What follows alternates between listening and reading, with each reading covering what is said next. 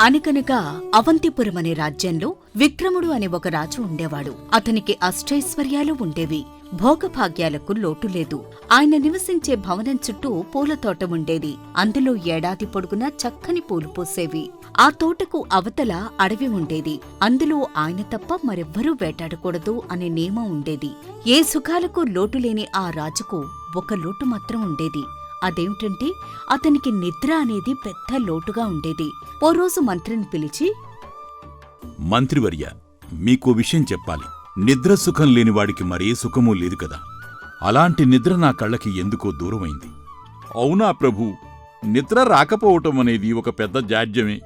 మన ఆంతరంగిక వైద్యుణ్ణి పిలిపించమంటారా? ఈ సమస్యకి పరిష్కారం చెబుతాడేమో. మీరు ఏం చేస్తారో చేయండి. నాకు మాత్రం కంటి నిండా నిద్ర వచ్చే మార్గం మాత్రం చూపించండి అని చెప్పడంతో మంత్రి చాలా మంది వైద్యులను పిలిపించి మహారాజుగారికి వైద్యం ఇప్పిస్తాడు. అయితే ఎంతమంది వైద్యం చేసినా ఫలితం లేదు. మహారాజా, నేను ఇప్పటివరకు మన రాజ్యంలో ఉన్న ప్రముఖ వైద్యులందర్నీ పిలిపించాను. కానీ ఎవరూ కూడా మీ నిద్రలేమికి సరైన పరిష్కారం చూపించలేకపోయారు. నేను ఇంకా ప్రయత్నిస్తూనే ఉన్నాను మహారాజా. అవును మహామంత్రి, వచ్చిన వారందరూ మీరు ఆహారం మార్చండి, మీ ఆలోచన మరలించండి, త్వరగా పడుకోండి, ఇలా ఏదో ఒక సలహా ఇస్తున్నారు. కాని నాకు కంటి నిండా నిద్ర పట్టేటట్టు ఎవ్వరూ చేయలేకపోయారు. చూద్దాం, ఎవరో ఒకరు నా సమస్యకు పరిష్కారం చూపించలేకపోతారా? అలా ఆ తర్వాత మహారాజు ఎంతో మంది దగ్గర చికిత్స చేయించుకుంటాడు. కాని ఫలితం లేకుండా పోతుంది. ఏ ఒక్కరూ కూడా అతని సమస్యకు పరిష్కారం చూపలేకపోతారు. అలాగే దూరదేశాల నుండి ఘనమైన వైద్యులు వచ్చి మందులిస్తారు. అయినా కూడా ప్రయోజనం ఉండదు. మహారాజా, మన రాజ్యం నుండే కాకుండా వివిధ రాజ్యాల నుండి వచ్చిన ప్రముఖ వైద్యులు ఎవరూ కూడా మీ నిద్రకు సరైన మందు ఇవ్వలేకపోయారు. నాదొక సలహా, మీరు తప్పుగా అనుకోకపోతే సుమా. చెప్పండి మహామంత్రి, ఎందుకు సంకోచం? ప్రస్తుతం నాకు కంటి నిండా నిద్ర చాలా అవసరం. నాకు అన్ని సౌఖ్యాలు ఉన్నాయి, కాని నిద్ర సౌఖ్యం మాత్రం కలగటం లేదు. దానికోసం మన పక్క రాజ్యంలో ఉన్న ఒక ఫకీరు ఉన్నాడని విన్నాను. అతను దీనికి సరైన మందు ఇస్తాడని కొందరు చెబుతున్నారు. మీరు అనుమతిస్తే. అవునా? మరింకా ఆలస్యం దేనికి? అతన్ని వెంటనే రమ్మని చెప్పండి. చిత్తం మహారాజా, రేపే అతన్ని తీసుకొస్తాం అని చెప్పి మంత్రి వెళ్ళిపోతాడు. ఇక ఆ రోజు రాత్రి రాజుకు నిద్ర పట్టక తన పక్కమీద అటూ ఇటూ కదులుతూ మెలకువగా ఉండి ఏదో ఆలోచిస్తూ తనలో తాను ఇలా అనుకుంటాడు. ఏమిటి నాకీ సమస్య? అసలు నేను కంటి నిండా నిద్రపోయి ఎంతకాలమైందో నాకే తెలియటం లేదు. ఈ భోగభాగ్యాలేవీ కూడా నాకు కంటి నిండా నిద్రను ఇవ్వటం లేదు. ఇక ఇవి ఎందుకు నాకు? నాకు ఈ రాజమహల్ను విడిచి ఎక్కడికైనా దూరంగా వెళ్ళిపోవాలని ఉంది. ఇప్పటికీ నేను జీవితంలో చాలా అలసిపోయాను. ఇక ఈ బాధను భరించడం నా వల్ల కాదు అని అనుకుని వెంటనే మహారాజు మంచమీద నుండి లేచి సామాన్యుడి దుస్తులు ధరించి ఎవరికీ చెప్పకుండా అడవిలోకి వెళ్ళిపోతాడు. అలా కొంత దూరం నడిచాక తెల్లవారుతుంది. అలా కొంత దూరం వెళ్లేసరికి రాజుకు ఏదో చప్పుడు వినిపిస్తుంది. ఆ చప్పుడుకి చిరాకు పడుతూ ఆ కాలిపాట వెంబడి ఆ ధ్వని వచ్చిన దిక్కుగా వెళతాడు. ఒకచోట ఒక మనిషి గొడ్డలితో ఒక చెట్టును కొడుతూ ఉంటాడు. రాజుకు ముందు వినిపించిన శబ్దం అదే. చెట్టు కొట్టే మనిషి శరీరమంతా చెమట దిగకారుతూ ఉంటుంది. అతను చేసే పని చూస్తుంటే రాజుకు ఆశ్చర్యం కలుగుతుంది. పాపం, ఎంత కష్టపడి పనిచేస్తున్నాడితను.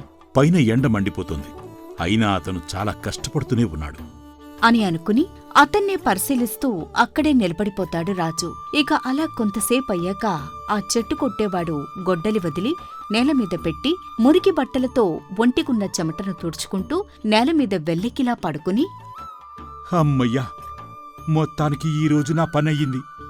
ఇక కొంతసేపు విశ్రాంతి తీసుకుని ఆ తర్వాత ఏం చెయ్యాలో ఆలోచిద్దాం అని అనుకుని ఆ కటిక నేలమీదే అటూ ఇటూ దొర్లుతూ ఉంటాడు జగ్గడు.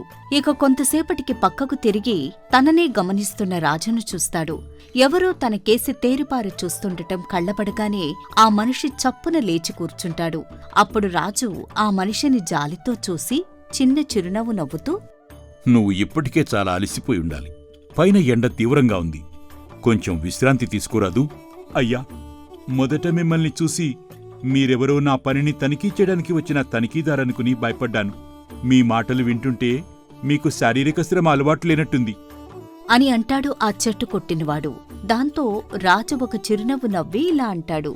అవును, నువ్వు చెప్పింది నిజమే. నేను ఎప్పుడూ ఇలా కష్టపడి ఎరుగను. మొదటిసారి ఒకరు ఇలా ఎండను లెక్క చేయకుండా కష్టపడటం చూస్తుంటే నాకు చాలా ఆశ్చర్యంగా ఉంది. అని రాజు అనగానే రాజును చూసి జగ్గడికి వింతగా అనిపిస్తుంది. అర్థమవుతోంది. మీ దుస్తులు శుభ్రంగా ఉన్నాయి.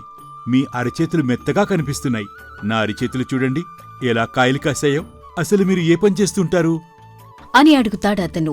అయితే రాజు అతని మాటలు దాటవేస్తూ, అది సరిగాని నేను నిన్ను ఒక ప్రశ్న వేస్తాను, దానికి ముందు సమాధానం చెప్పు.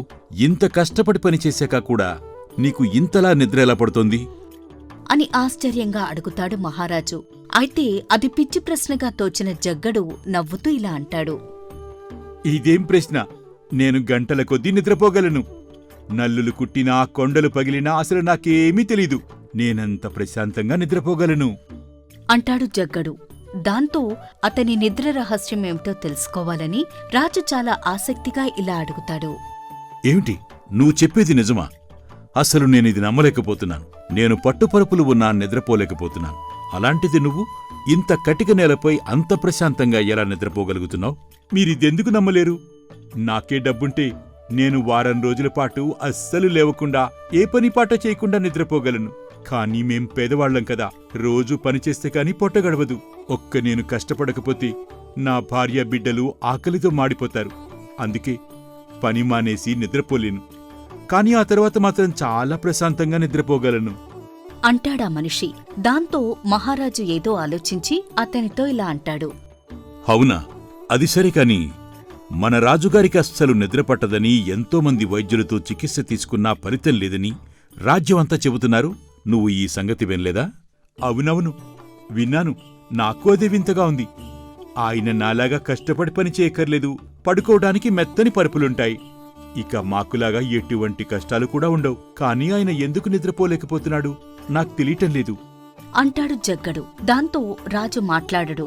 తానే ఆ రాజునన్న సంగతి కూడా చెప్పడు. ఇక జగ్గడు పైకి లేస్తూ, అమ్మో, నేను ఇంకా ఆ రాజుగారి గురించి ఇలా కూర్చుని కబుర్లు చెప్పడానికి వీల్లేదు. ఆ తనిఖీదారుడు చూశాడంటే నన్ను వెంటనే ఈ పనిలో నుంచి తీసేస్తాడు. అప్పుడు మేము ఆకలితో చనిపోవాలి. ఇక నన్ను వదిలేస్తే పని చూసుకుంటాను అని అతను మళ్ళీ గొడ్డలి పట్టుకుని ఆ చెట్టునే కొడుతూ ఉంటాడు. ఇక జగ్గడు పనిచేస్తూ ఉంటే రాజు వింతగా అతన్నే చూస్తూ, రాజునై ఉండి నేను నిద్రపోలేకుండా ఉన్నానే, ఈ కట్టెలు కొట్టేవాడు మాత్రం ఎలా నిద్రపోగలుగుతున్నాడు అని ఆశ్చర్యపోతాడు. అలా కొంతసేపు గడిచాక మళ్ళీ మహారాజు జగ్గడితో ఇలా అంటాడు. హా, ఇప్పటికే నువ్వు చాలా కష్టపడ్డావు. ఇక నువ్వు వెళ్ళి ఆ నీడన పడుకుని నిద్రపో. నువ్వు నిద్రపోవటం చూడాలని ఉంది నాకు. ఇంకా నయం, సాయంత్రం లోపల ఈ పని పూర్తి కావాలి. లేకపోతే మా ఇంట్లో వాళ్ళు పస్తులుంటారు. హబ్బా, దాని గురించి నువ్వేం భయపడకు. నువ్వు నిద్రపోయినంతసేపు నీ పని నేను చేసి పెడతాను. నువ్వు వెళ్ళి పడుకో. నాకు లేని భాగ్యం నీకైనా దక్కుతుంది అంటూ రాజు ఆ మనిషి చేతిలో నుంచి గొడ్డలి తీసుకుంటాడు. ఇక చేసేదేమీ లేక జగ్గడు రాజుకేసి అనుమానంగా చూసి వెళ్లి చెట్ల నీడన పడుకుని మరుక్షణమే నిద్రపోతాడు. అది చూసి రాజు తనలో తాను ఇలా అనుకుంటాడు. ఏమిటి విచిత్రం! ఒక పరుపు లేదు, దిండు లేదు. వీడు ఎలా నిద్రపోతున్నాడో ఏమిటో అని రాజు ఆశ్చర్యపోతాడు. అయితే అతని పని తాను చేయవలసి ఉన్నది గనుక రాజు గొడ్డలితో చెట్టు కొడుతూ ఉంటాడు. త్వరగానే ఆయనకు చెమట పడుతుంది. పై వస్త్రం విప్పేయవలసి వస్తుంది. ఎలాగైతేనే చెట్టు కొట్టటం మొత్తానికి పూర్తవుతుంది. అయ్యో, ఏమిటి పని ఇంత కష్టంగా ఉంది! నా చేతులు బొబ్బలెక్కాయి. నడుము, చేతులు తీవ్రంగా నొప్పి పెడుతున్నాయి. ఇక నా వల్ల కాదు.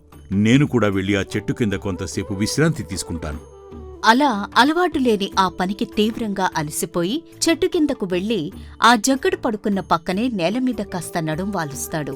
అలా కొద్ది క్షణాలకల్లా ఆయన కళ్ళు బరువెక్కి మూసుకుపోతాయి. దాంతో మహారాజు గాఢ నిద్రలోకి వెళ్ళిపోతాడు. ఇక సాయంకాలం అవుతుంది. ఏ కూలివాడు ఎంతెంత పనిచేశాడో చూస్తూ తనిఖీదారుడు అక్కడికి వచ్చి కూలివాడు మరొక మనిషి ప్రక్కన పడుకుని గాఢ నిద్రలో ఉండటం చూసి, రే లేరా గాడిదా, పోన్లే పాపం పని చేసుకుంటావని పనిస్తే అది మానేసేలా గొరకబెట్టి నిద్రపోతున్నావా అంటూ జగ్గణ్ణి ఒక్క తన్ను తంతాడు. దాంతో పక్కనే రాజు కూడా ఉలిక్కిపడి నిద్రలేచి తను కళ్ళు తెరిచి చూసి ఆ తనిఖీదారుడితో ఇలా అంటాడు. ఎందుకలా గావుకేకలు పెడుతున్నావు? వాడిని నిద్రపోని. అతను పనిచేసి చేసి చాలా అలసిపోయి ఉన్నాడు. అని అంటాడు రాజు. దాంతో ఆ తనిఖీదారుడికి విపరీతమైన కోపం వచ్చి ఆ మారువేషంలో ఉన్నది ఆ రాజ్యపు రాజు అని గుర్తించక ఇలా అంటాడు. నువ్వెవడో నాకు చెప్పడానికి? ఈ అడవిలో ఎక్కడ ఏం జరిగినా రాజుగారికి లెక్క చెప్పాల్సిన బాధ్యత నాది. నువ్వు నా పన్ని అడ్డుకోవద్దు అని అంటాడు ఆ ఉద్యోగి పొగరుగా. దాంతో రాజుకి పట్టరాని కోపం వచ్చి, ఓరి దుర్మార్గుడా, నువ్వు ఇంకొక్క మాట మాట్లాడినా నీ గొంతు నిలిమేస్తాను. ముందు నువ్వు ఇక్కడి నుంచి వెళ్ళిపో, లేదంటే నిన్నేం చేస్తానో నాకే తెలీదు అని రాజు పళ్ళు కొరుకుతూ చాలా ఆవేశంగా అనేసరికి ఆ తనిఖీదారుడు బెదిరి వెనక్కి తగ్గుతూ, నేను మళ్ళీ వచ్చి నీ అంత తేల్చకపోతే చూసుకో. నువ్వు ఇక్కడే ఉండు, నేను ఇప్పుడే వస్తాను అని బెదిరించి అక్కడ్నుండి వెళ్ళిపోతాడు. ఈలోపుగా రాజభవనంలో రాజుగారు ఏమైపోయింది తెలియక పరివారం ఆయన కోసం వెతుకుతూ ఉంటారు. వాళ్లల్లో కొందరు అడవిలోకి వచ్చి రాజును బెదిరిస్తున్న తనిఖీదారుణ్ణి చూసి, యావయ్యా, రాజుగారు కనిపించారా? రాజుగారి మాటేమో కానీ ఇక్కడ నాకొకతను దాపురించాడు. అదిగో అక్కడున్నాడు చూడండి. రాజుగారి కంటే తనే గొప్ప అన్నట్టు మాట్లాడుతున్నాడు అంటూ మారువేషంలో ఉన్న మహారాజును చూపిస్తాడు ఆ తనిఖీదారుడు. దాంతో ఆ సేవకులు రాజును గుర్తించి ఒక్కసారిగా ఆశ్చర్యపోయి వెంటనే రాజుగారి వద్దకు వెళ్లి, మహారాజా, ఇక్కడికి తమరెలా వచ్చారు? తమ కోసం రోజెల్లా వెతుకుతూనే ఉన్నాం మహారాజా అంటాడు ఆ సేవకుడు. దాంతో రాజు తన సేవకులను జగ్గడికి చూపించి ఇలా అంటాడు. మీరు ఈ మనిషిని రాజభవనానికి తీసుకుపోయి హంసతులికా తలపంపై పడుకోబెట్టండి. తనంతట తాను లేచేదాకా అతన్ని నిద్రపోనియండి. నిద్ర లేచాక కడుపు నిండా తిండి పెట్టండి. ఈ మనిషి నా జబ్బుకు చికిత్స చెప్పాడు. ఆ మాటతో అక్కడున్న వారంతా ఆశ్చర్యపోతారు. ఇక ఆ రోజు రాత్రి రాజు ప్రశాంతంగా నిద్రపోతాడు. మరుసటి రోజే రాజు ఆ జగ్గడిని ఆ అడవికంతటికీ పెద్ద తనిఖీదారునిగా చేస్తాడు. అప్పుడు మంత్రి రాజు వద్దకు వచ్చి ఇలా అంటాడు. మహారాజా, ఆ కట్టెలు కొట్టేవాడు మీకు చూపించిన పరిష్కారం ఏమిటి? మంత్రివర్య, ఎంతమంది వైద్యులు వచ్చినా సూచించలేని పరిష్కారం వాడు నాకు చూపించాడు. నేను రాత్రి చాలా ప్రశాంతంగా నిద్రపోయాను. మనకు ప్రశాంతమైన నిద్ర రావాలి అంటే ముందు మన శరీరం అలసిపోవాలి. అప్పుడు ఏ సౌకర్యం ఉన్నా లేకపోయినా, మనకు ఎన్ని సమస్యలున్నా అవన్నీ ఆ అలసట వల్ల నిద్రకు ఎటువంటి ఆటంకాన్ని కలిగించవు. ఆఖరికి కటిక నేలపైనైనా సరే మనకు నిద్ర వస్తుంది. ఆ అలసట, ఆ జగ్గడి నిద్ర వెనుక ఉన్న అసలు రహస్యం. అందుకే ఇక నేను కూడా ఏదో ఒక శారీరక శ్రమ చేస్తాను, ప్రశాంతంగా నిద్రపోతాను. అలా ఆ రోజు నుండి మహారాజు రోజూ నిద్రపోయే ముందు అలసిపోయే వరకు ఏదో ఒక పని చేస్తూ అలసట చెందిన తరువాత ప్రశాంతంగా నిద్రపోయేవాడు. అలా ఆ రాజు నిద్రలేమి నుండి బయటపడతాడు. ఈ కథ కనుక మీకు నచ్చినట్లయితే లైక్ చేయండి, షేర్ చేయండి. మరిన్ని కొత్త కథల కోసం సూపర్ స్టోరీస్ తెలుగు ఛానల్ని సబ్స్క్రైబ్ చేయండి.